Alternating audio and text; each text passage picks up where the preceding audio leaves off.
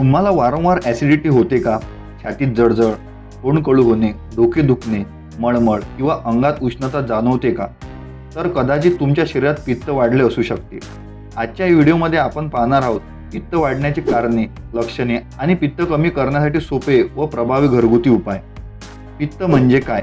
आयुर्वेदानुसार आपल्या शरीरात 3 दोष असतात: वात, पित्त आणि कफ. यामध्ये पित्त हे शरीरातील उष्णता, पचन आणि मेटाबॉलिझम नियंत्रित करते.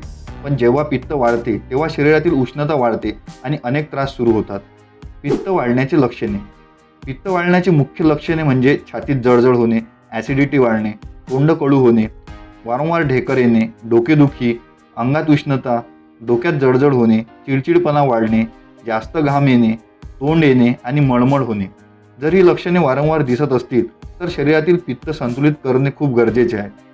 पित्त वाढण्याची कारणे: खूप तिखट आणि तेलकट अन्न खाणे, उपाशी राहणे, जास्त चहा आणि कॉफीचे सेवन करणे, ताणतणावात राहणे, उशिरा झोपणे, उन्हात जास्त फिरणे, फास्ट फूड आणि कोल्ड्रिंक्स घेणे, कमी पाणी पिणे आणि आजकालच्या लाईफस्टाईलमुळे हा त्रास खूप सामान्य झाला आहे.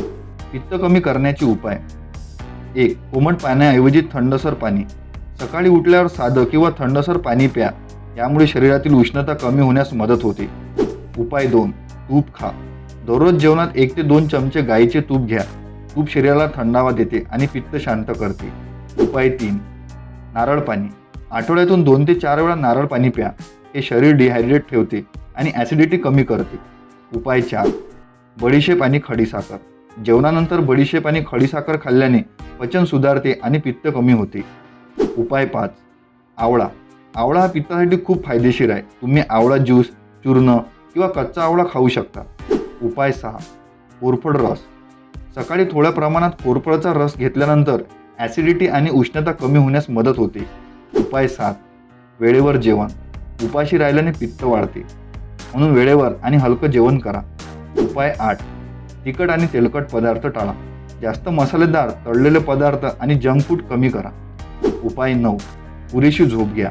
रात्री उशिरापर्यंत जागरण केल्याने शरीरातील हीट वाढते, म्हणून 7 ते 8 तास झोप घेणे खूप महत्त्वाचे आहे. उपाय 10.